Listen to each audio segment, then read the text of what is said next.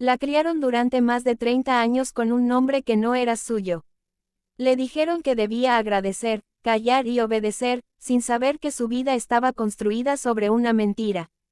En un solo día descubrió que no fue adoptada, que su madre biológica jamás la abandonó y que existía una denuncia por su desaparición. Frente a quienes la criaron y a la mujer que la buscó toda la vida, tuvo que tomar la decisión más dura, recuperar su identidad y romper el silencio. Esta no es solo una historia familiar. Es un caso que desnuda una verdad capaz de destruirlo todo. El silencio del estudio se rompió con un murmullo tenso cuando ella cruzó la puerta. Caminaba despacio, como si cada paso pesara años. Tenía el rostro firme, pero los ojos cargados de una historia que no había terminado de contar. Nadie sabía aún por qué estaba allí, pero bastaba verla para entender que no se trataba de un conflicto menor. Frente a las cámaras, su vida estaba a punto de quedar expuesta. Había crecido creyendo que su historia era simple. Una infancia humilde, unos padres estrictos, una casa pequeña donde nunca sobraba nada pero tampoco faltaba lo esencial. Le dijeron que había sido una niña difícil, enfermiza, que por eso la sobreprotegían. Le repitieron que debía agradecer, que había sido criada con sacrificio, que todo lo que era se lo debía a ellos. Y ella creyó, durante años creyó. Su nombre resonó en la sala cuando fue llamada al frente. Tomó asiento con la espalda recta, las manos entrelazadas con fuerza. No miró a nadie, respiró hondo. Lo que estaba a punto de decir no tenía marcha atrás. Contó que desde pequeña sintió que algo no encajaba. No se parecía a nadie en esa casa. Ni en los gestos, ni en la voz, ni en la forma de reír. Las fotos familiares siempre le parecieron ajenas. Había una distancia invisible entre ella y quienes decía llamar padres. Cada pregunta era respondida con silencio o con enojo. Cada duda, castigada. Aprendió pronto que indagar dolía. Dijo que la primera grieta apareció a los 17 años, cuando enfermó gravemente y necesitó estudios médicos. Un análisis, una firma, un dato mal escrito. Un apellido que no coincidía. Preguntó. Le gritaron. Le dijeron que no se metiera donde no debía. Que era una ingrata. Que estaba imaginando cosas. Volvió a callar. Pasaron los años. Se casó joven para escapar de una casa que sentía cada vez más fría. Intentó construir una vida normal, pero la sensación de no pertenecer la perseguía como una sombra. Cuando tuvo a su primer hijo, algo cambió. Miró ese rostro pequeño y entendió que el vínculo de la sangre no era una metáfora. Era real, y ella no lo había sentido nunca. La segunda grieta llegó con una herencia. Un trámite legal que exigía documentos antiguos. Actas de nacimiento, registros, firmas. Fue entonces cuando descubrió que su partida había sido inscrita meses después de su supuesto nacimiento. Que el hospital no coincidía. Que no había registros médicos. Que su historia, la oficial, tenía demasiados vacíos. Decidió investigar sola, sin avisar, sin enfrentar aún a quienes la criaron. Visitó registros civiles, habló con funcionarios, buscó archivos. Cada respuesta abría nuevas preguntas. Hasta que un nombre apareció. Una mujer desconocida, un pueblo lejano, una fecha que coincidía demasiado. La verdad la golpeó como un puñetazo. No era hija biológica de quienes la criaron. Nunca lo había sido. Había sido registrada como propia sin un proceso legal. No hubo adopción, no hubo permiso, no hubo explicación. Cuando los enfrentó, la negación fue inmediata. Llantos, gritos, reproches. Le dijeron que lo hicieron por amor. Que su verdadera madre no la quería. Que la habían salvado. Que debía agradecer. Pero entre las excusas apareció una frase que la quebró por dentro. ¿Era eso o que te fueras con ella? ¿Con ella quién? El silencio fue la respuesta más cruel. Descubrió entonces que su madre biológica la había buscado durante años. Que había tocado esa puerta. Que había suplicado verla. Y que siempre le dijeron que la niña estaba mejor así, lejos. Que ya no existía para ella. Durante décadas, dos mujeres habían vivido el mismo duelo sin saberlo. Una creyendo que había sido abandonada. La otra, creyendo que había perdido a su hija para siempre. Mientras hablaba, la sala permanecía inmóvil. Cada palabra caía pesada. Ella no lloraba. Ya había llorado todo antes. Lo que sentía ahora era algo más profundo. Rabia, confusión, un dolor seco que no se va con lágrimas. Dijo que no estaba allí por venganza. Que no quería castigo, quería verdad, quería saber quién era, quería recuperar su nombre, su historia, su origen. Quería entender por qué le robaron la posibilidad de elegir. Los acusados, sentados al frente, evitaban mirarla.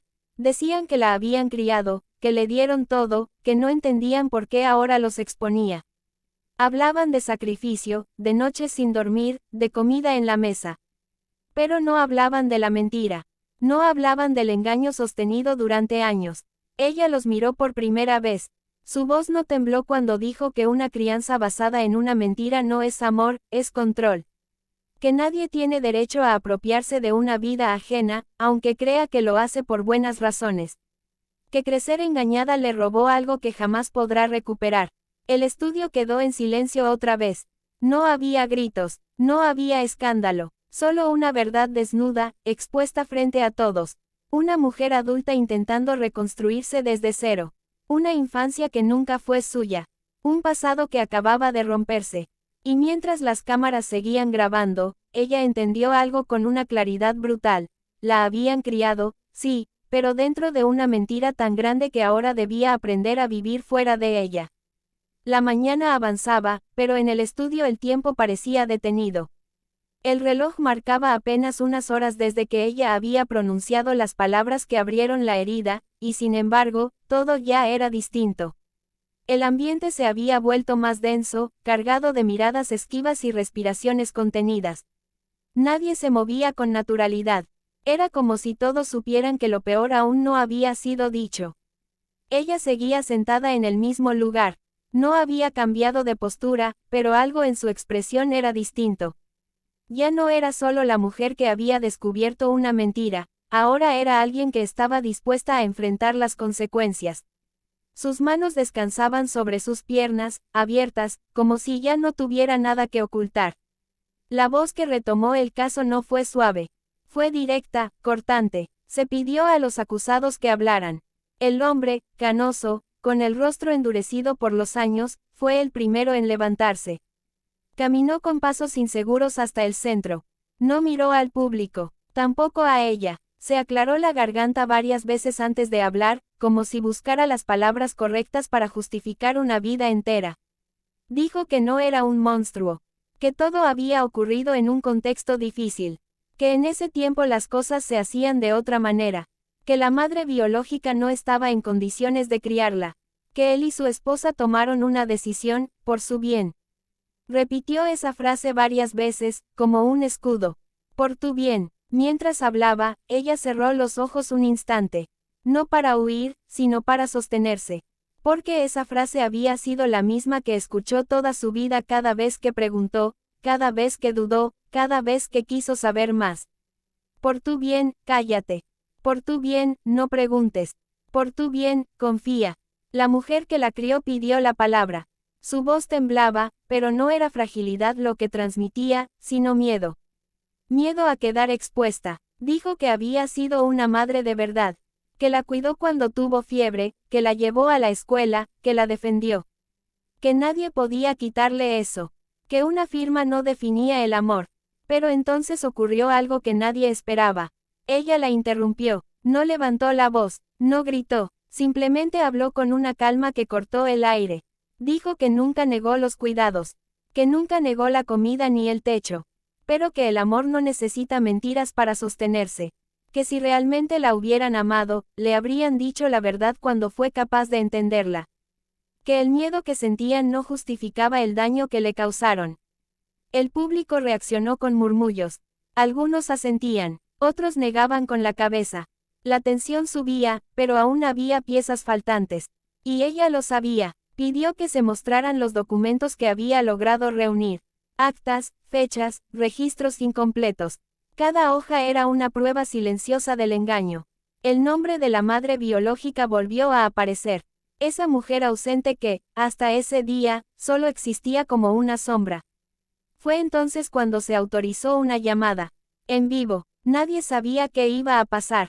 Ni siquiera ella. Solo sabía que era el momento. El teléfono sonó una, dos veces.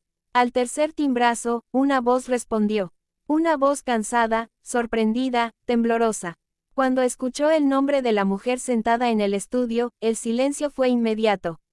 No hubo negación, no hubo dudas. La madre biológica dijo que había esperado ese día durante más de 30 años. Contó que era joven, que estaba sola, que confiaba en personas que prometieron ayudarla.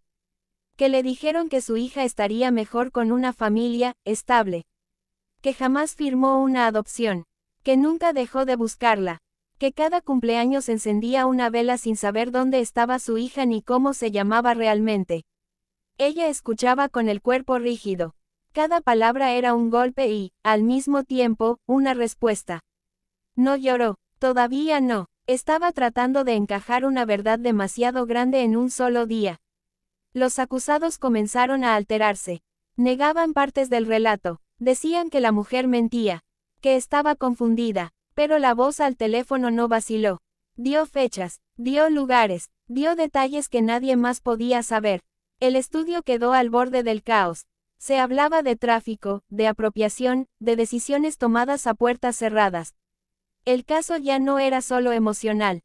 Era legal. Y todos lo sabían. Ella pidió la palabra una vez más. Dijo que no estaba allí para reemplazar a nadie. Que no buscaba borrar una vida para comenzar otra. Pero que le habían quitado la posibilidad de crecer con la verdad. Que ese robo la había marcado en cada decisión, en cada relación, en cada miedo. Dijo que ese mismo día había despertado siendo hija de una historia falsa, y que en cuestión de horas se había convertido en alguien sin pasado claro, pero con demasiadas respuestas tardías. El reloj marcaba la tarde. El sol ya no entraba igual por las ventanas del estudio. El cansancio empezaba a notarse en todos los rostros. Pero nadie quería irse, porque aún faltaba algo. Faltaba enfrentar lo que esa verdad iba a cambiar a partir de ese momento. Ella lo sabía. Ese día no terminaría cuando se apagaran las cámaras. Apenas estaba empezando. La tarde cayó con un peso distinto sobre el estudio. Ya no era solo tensión, era agotamiento emocional acumulado en cuestión de horas. El caso seguía siendo el mismo, pero las miradas habían cambiado. Nadie estaba cómodo, nadie estaba ileso. El aire parecía cargado de verdades que, una vez dichas, no podían volver a guardarse. Ella permanecía en silencio mientras otros hablaban por ella. Abogados, especialistas, voces externas que intentaban poner orden donde nunca lo hubo. Pero su historia no cabía en términos legales. Era más profunda, más cruda, y ese día, cada minuto parecía arrancarle una capa más de piel. Se pidió un receso breve. Las cámaras se apagaron, pero el conflicto no descansó. Ella se quedó sentada, sola, mirando un punto fijo. Por primera vez desde que todo comenzó, su respiración se volvió irregular. No era debilidad, era el cuerpo reaccionando a años de engaño comprimidos en un solo día. Al volver al aire, el tono cambió. Ya no se trataba solo de cómo ocurrió la mentira, sino de lo que esa mentira había provocado. Se le preguntó cómo había sido crecer en esa casa. No respondió de inmediato. Tragó saliva. Luego habló. Dijo que fue una infancia silenciosa. Que aprendió a no preguntar, a no destacar, a no incomodar. Que cualquier gesto de rebeldía era castigado con indiferencia. No golpes. Peor, frialdad. Dijo que nunca se sintió verdaderamente elegida, solo tolerada. Como si siempre hubiera sido una invitada en su propia vida. La mujer que la crió negó con la cabeza. Murmuraba que eso no era cierto. Que exageraba, que inventaba. Pero entonces ella recordó algo específico. Una escena pequeña, aparentemente insignificante, que había cargado durante años. Tenía 8 años. Había vuelto llorando de la escuela porque una compañera le dijo que no se parecía a su mamá. Esa noche preguntó, solo preguntó. La respuesta fue un grito. Un portazo. 3 días sin que nadie le hablara. Dijo que ahí aprendió que la verdad tenía consecuencias. El silencio fue absoluto. Nadie interrumpió. Luego habló del control, de cómo nunca pudo tomar decisiones importantes sin culpa, de cómo siempre sintió que debía compensar algo que no entendía, que debía portarse mejor que nadie, ser más agradecida, más correcta, Porque, sin saberlo, estaba pagando una deuda que nunca fue suya. La madre biológica seguía al teléfono. Escuchaba en silencio. Cuando le dieron la palabra, su voz se quebró. Dijo que había imaginado muchas veces cómo habría sido la infancia de su hija. Que se había repetido que estaba bien, que estaba cuidada, que era feliz. Que escucharla ahora era como perderla por segunda vez, pero de una forma distinta. Más real, más dolorosa. Los acusados reaccionaron con enojo. Dijeron que eso no era justo. Que nadie entendía lo que fue criarla. Que la madre biológica no tenía derecho a opinar después de tantos años. Fue entonces cuando ella se levantó por primera vez desde que empezó el día. No gritó, no señaló, solo se puso de pie y los miró desde arriba, con una firmeza que nadie le había visto antes. Dijo que el tiempo no borra la verdad, que los años no convierten una mentira en algo correcto, que el amor no se mide por cuánto se da, sino por cuánto se respeta. Pidió que se mostrara un último documento, uno que no había mencionado antes, una constancia de una denuncia antigua, archivada, presentada por la madre biológica cuando ella tenía apenas 3 años. Una denuncia por desaparición. Nunca prosperó, nunca fue investigada, nunca llegó a ella. Ese papel cayó como una sentencia. Porque demostraba que no fue un acuerdo tácito. No fue una entrega voluntaria. Fue una apropiación. La mujer que la crió comenzó a llorar. Pero ya no pedía perdón. Pedía comprensión. Decía que tenía miedo. Miedo de perderla. Miedo de que se la quitaran. Miedo de quedarse sola. Y en ese miedo, tomó decisiones irreversibles.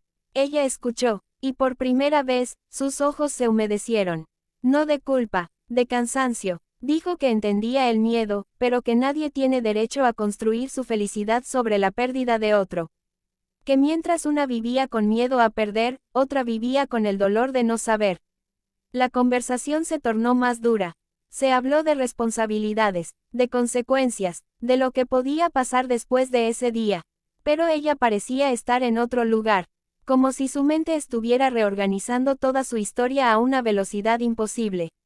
Dijo algo que dejó a todos sin palabras, que lo más doloroso no era la mentira, sino darse cuenta de que muchas veces intentó encajar, cambiar, corregirse, creyendo que el problema era ella. Que creció pensando que algo estaba mal en su interior, cuando en realidad lo que estaba mal era la base sobre la que la hicieron crecer. El reloj avanzaba, la noche se acercaba, el caso seguía sin cerrarse. Porque no podía cerrarse, no todavía. Había demasiadas heridas abiertas, demasiadas decisiones por tomar, demasiadas personas enfrentando verdades que habían evitado durante décadas.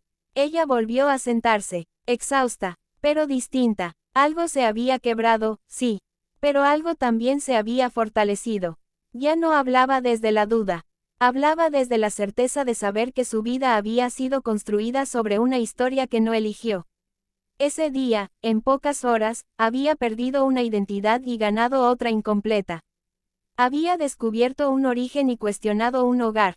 Y mientras las luces del estudio se reflejaban en su rostro cansado, una cosa quedaba clara, aún faltaba enfrentar la parte más difícil. La decisión. La noche cayó definitivamente sobre el estudio. Las luces artificiales se volvieron más frías, más duras, como si también ellas exigieran una respuesta.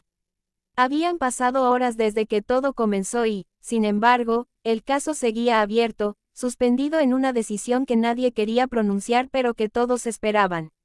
Ella estaba cansada, no solo físicamente, era un cansancio profundo, de esos que nacen cuando una vida entera se reacomoda en un solo día. Había hablado, había escuchado, había entendido verdades que nunca pidió conocer. Ahora, frente a todos, debía hacer lo más difícil, decidir. Se le dio la palabra por última vez. El estudio quedó en silencio absoluto. Ni un murmullo, ni un movimiento. Todos sabían que lo que dijera en ese momento no tendría marcha atrás. Se puso de pie lentamente. Respiró hondo. Miró primero a quienes la criaron. Sus rostros estaban marcados por el miedo, por la culpa, por la certeza de que ya nada volvería a ser igual. Luego giró la cabeza hacia el teléfono, donde seguía la madre biológica, sosteniendo la respiración desde hacía horas, como si cualquier palabra pudiera volver a arrebatarle a su hija. Ella comenzó a hablar despacio. Dijo que durante años vivió agradeciendo algo que no entendía, que creció creyendo que debía pagar una deuda invisible, que aprendió a obedecer, a callar, a no incomodar, porque sentía que su lugar podía desaparecer en cualquier momento. Dijo que ese miedo no nació solo, que fue sembrado. Miró nuevamente a quienes la criaron y dijo que no podía negar lo que hicieron por ella en lo cotidiano, pero que tampoco podía seguir llamando amor a una relación construida sobre el engaño. Que una mentira sostenida durante décadas no es un error, es una elección. Y que esa elección tuvo consecuencias irreparables. Luego habló de la mujer que le dio la vida. Dijo que no la idealizaba, que no la conocía, que no podía borrar 30 años de ausencia con una llamada, pero que esa ausencia no fue abandono, sino pérdida, y que vivir creyendo que nadie la había buscado fue una de las heridas más profundas de su historia. El estudio estaba paralizado. Entonces dijo la palabra que todos esperaban. Decisión. Dijo que no iba a romper vínculos de un día para otro, pero que tampoco iba a fingir normalidad. Que necesitaba distancia, tiempo, verdad, que a partir de ese momento exigiría que se reconociera legalmente lo que ocurrió. Que su origen fuera corregido. Que su historia fuera escrita como realmente fue. Anunció que iniciaría el proceso para recuperar su identidad real, su apellido, su partida, su verdad, no por venganza, sino por dignidad, porque nadie debería vivir con un nombre que nació de una mentira. A quienes la criaron les dijo algo que los desarmó por completo, que no los llamaría más padres, no por odio, sino porque ese título exige honestidad, que, con el tiempo, tal vez podrían construir otro tipo de vínculo, si había responsabilidad y reconocimiento. Pero que ya no aceptaría culpa ni manipulación emocional. La mujer comenzó a llorar en silencio. El hombre bajó la cabeza. No hubo reclamos, no hubo defensa posible. Luego, mirando al frente, habló para todos. Dijo que durante años pensó que estaba rota, que algo en ella no funcionaba, que no encajaba porque no sabía amar bien, confiar bien, pertenecer bien. Que ese día entendió que no estaba rota, que había sido criada sobre una base falsa. Y que ahora, por primera vez, tenía la oportunidad de elegir quién quería ser sin mentiras. La madre biológica habló por última vez. No pidió nada, no exigió nada, solo dijo que respetaría cualquier decisión. Que su hija ya no le pertenecía. Que nunca le perteneció. Que solo quería que supiera que jamás dejó de existir para ella. Ese fue el momento en que ella finalmente lloró. No con desesperación, con alivio, como quien suelta un peso que cargó sin saberlo. La resolución fue clara, se reconoció públicamente la apropiación. Se estableció que hubo una violación a su derecho a la identidad. Se recomendó el inicio inmediato de acciones legales para corregir su documentación y garantizar su derecho a decidir cómo y con quién reconstruir su historia. No hubo gritos, no hubo aplausos, solo una verdad que ya no podía esconderse. El caso se dio por cerrado en el papel, pero no en la vida. Ella tomó su bolso, se despidió con un gesto breve. No miró atrás, sabía que ese día no terminaba allí. Sabía que afuera la esperaba un camino largo, incierto, doloroso, pero propio. Entró al estudio siendo hija de una mentira. Salió siendo dueña de su verdad. Y aunque no sabía exactamente quién era aún, por primera vez en su vida sabía algo con absoluta certeza: nunca más permitiría que decidieran por ella.